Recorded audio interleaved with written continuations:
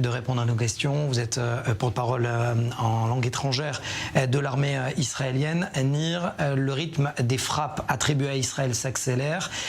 Est-ce que c'est Israël qui accélère les rythmes ou alors c'est l'Iran qui accélère le rythme des transferts d'armes sophistiquées ? Nous n'allons pas parler de notre politique en Syrie, concernant les frappes ou l'absence de frappes et les informations publiées par la presse étrangère. L'armée israélienne a une politique claire et sans équivoque qui ne tolérera pas l'existence du Hezbollah 2.0 en Syrie.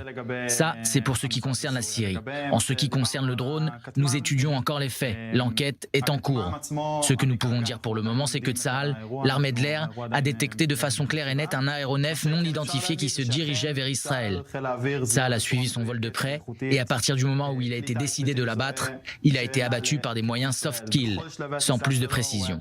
Nous allons recueillir les débris, je l'espère, et nous allons faire notre enquête. Cela veut dire que ce n'est pas la première fois que l'Iran titille les intérêts sécuritaires israéliens. Non, ce n'est pas la première fois. Israël et l'Iran mènent une bataille qui est parfois plus musclée que d'autres. Ce n'est un secret pour personne. L'Iran, c'est la menace principale pour le Moyen-Orient, pour la paix au Moyen-Orient. Et lorsqu'il intensifie et multiplie ses opérations, visant à mettre le feu aux poudres dans la région, c'est quelque chose que nous ne permettrons pas. Alors revenons sur la situation en Israël. Après l'attentat de Megiddo, il y a eu une montée de tension à la frontière nord. Où en est-on à l'heure actuelle ? La tension sur la frontière nord augmente, on le sait. Il existe une tension au nord. Tsahal œuvre sans relâche et avec succès pour calmer les esprits, pour préserver la sécurité des citoyens du nord, pour qu'ils puissent mener une vie au quotidien sans que leur routine en soit impactée. En ce qui concerne l'incident de Megiddo, je vais être clair. Nous n'avons pas réussi à faire notre devoir, empêcher les terroristes de traverser la frontière nord pour s'introduire en Israël. L'enquête est toujours en cours. Nous étudions les données pour savoir ce qui s'est exactement passé, qui ont été les commanditaires. Et j'espère que nous pourrons en savoir plus à l'avenir. Quand le ministre de la Défense et le Premier ministre disent « j'invite ni l'Iran ni le Hezbollah à tester les degrés de capacité opérationnelle israéliens », ça se traduit comment au niveau de l'armée israélienne, au niveau du degré de préparation ? Tout d'abord, il faut demander au Premier ministre et au ministre de la Défense ce qu'ils voulaient exactement dire. Moi, ce que je peux vous dire, en tant que porte-parole de l'armée, c'est que l'armée est prête et bien prête à faire face à tout scénario. L'armée est forte, au nord, au sud, à l'est, plus à l'est, partout où cela sera nécessaire. Alors, justement, vous avez cité dans le nord, dans le sud et au centre, la région centre, dont on sait pertinemment qu'elle est en proie à une vague de terreur depuis plusieurs mois. Le ramadan, pour l'instant, se passe relativement calme, hormis malheureusement cet attentat à la voiture bélier et ces 3 soldats blessés. Comment vous l'expliquez ? Au cours de l'année écoulée, nous connaissons une vague de terrorisme qui est inhabituelle. Et si l'on parle de 2023, on compte malheureusement 14 citoyens israéliens qui ont perdu la vie, sans parler des blessés. Et comme vous l'avez dit il y a plusieurs jours, il y a eu un attentat à la voiture bélier. 3 de nos soldats ont été blessés et je leur souhaite un prompt rétablissement et qu'ils puissent reprendre le service le plus vite possible. Je suis effectivement d'accord avec ce que vous avez dit. Pour le moment, le ramadan se déroule assez calmement. Les efforts que nous faisons portent d'une part sur la liberté de culte et de mouvement et d'autre part sur le combat de manière déterminée contre le terrorisme. Nous agissons constamment, 24 heures sur 24, dans le cadre de l'opération Briser la vague, pour déjouer toute tentative de terrorisme. Un terrorisme que nous devons affronter au quotidien. Je tiens à réitérer que concernant le ramadan, tant l'armée que la police israélienne, le Shin Bet et toutes les forces de sécurité font véritablement tout ce qui est possible pour permettre la liberté de culte, pour permettre aux fidèles d'entrer en Israël. Il y a une augmentation de 270% du nombre de Palestiniens qui transitent par les points de passage. Vendredi dernier, on a compté 100 000 fidèles venus prier sur le mont du Temple, sans aucun incident. J'espère que cela va continuer ainsi. Comment justement on arrive à jongler entre politique sécuritaire, entre bombes à retardement, les attraper avant que ces bombes ne passent du côté israélien, et justement Ramadan à la sensibilité de la fête? C'est effectivement un challenge de poids. Ce n'est pas évident de laisser passer, disons librement, autant de personnes. Il s'agit d'un passage accru de citoyens palestiniens sur les territoires israéliens, les laisser prier librement tout en continuant à lutter contre le terrorisme. Il faut dire que nous prenons des risques, mais nous comprenons parfaitement que cet équilibre est fragile et précis. Par exemple, quel type de danger ?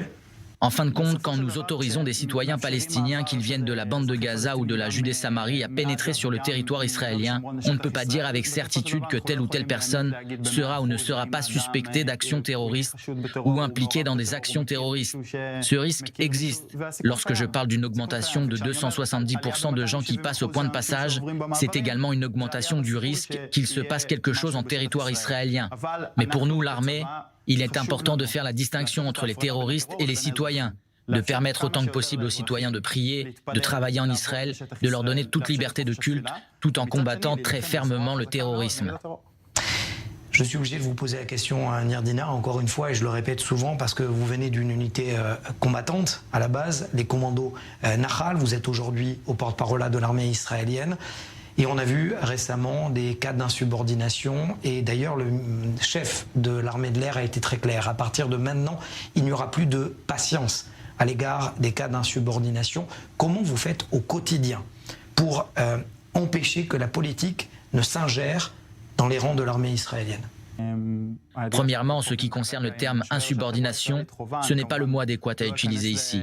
Il s'agit de gens d'exception, des soldats de réserve qui donnent de leur temps, une fois par semaine, une fois tous les 15 jours. Ils viennent, ils répondent présents et font don d'eux-mêmes à l'armée, à tout ce système. Ces pilotes extraordinaires qui continuent à voler jusqu'à un âge avancé. On ne peut pas parler ici d'insubordination. Ce qu'ils ont peut-être fait, et encore, c'est faire part de leur refus de se présenter à leur poste. Mais l'armée n'a jamais toléré l'insubordination ou tout ce qui peut s'y apparenter de loin ou de près. Ce que nous voulons faire à l'armée, c'est déconnecter l'armée de la politique.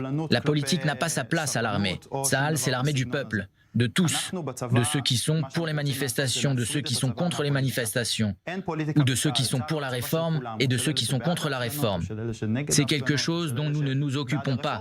Nous ne devons pas faire savoir nos opinions, ni moi, ni le chef de l'état-major, ni personne.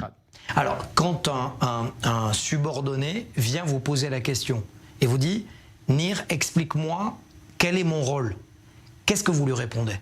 La directive du chef d'état-major au commandant, c'est qu'il faut parler à nos soldats, écouter ce qu'ils ont à dire, ce qu'ils vivent actuellement, ce qui les peine et reconnaître ses sentiments. Nous n'avons aucun problème avec le fait que les gens ont leurs propres opinions, leurs propres jugements. Mais tout cela doit rester en dehors de l'armée. À l'armée, les soldats ne manifestent pas. Nous ne parlons pas de ce sujet. Il n'y a pas de manifestation au sein de l'armée et cela n'a rien à voir avec l'armée. En ce qui concerne les réservistes, nous sommes sensibles à ce qu'ils vivent. Et chez eux, ils ont le droit de manifester autant qu'ils le désirent. Ce sont des citoyens à part entière. Et il est de leur devoir démocratique d'exprimer leur opinion. Cela ne nous regarde pas, mais cela reste en dehors de leur service. Un mot peut-être pour les soldats seuls qui vont fêter la fête de Pessah. Vous leur dites quoi ? En tant que commandant qui a sous ses ordres un bon nombre de soldats vivant seuls en Israël, je les ai évidemment tous invités chez moi pour le Seder. Nous sommes très sensibles à leur situation, nous leur sommes énormément reconnaissants pour ce qu'ils font, quitter leur famille et venir en Israël pour servir sous les drapeaux. Ce sont des gens d'exception. Je leur souhaite de joyeuses fêtes et je vous garantis que personne ne sera tout seul pour le Seder. Je leur souhaite de joyeuses fêtes. Merci beaucoup, Nir Diner, porte-parole en langue étrangère de l'armée israélienne, d'avoir répondu à nos questions.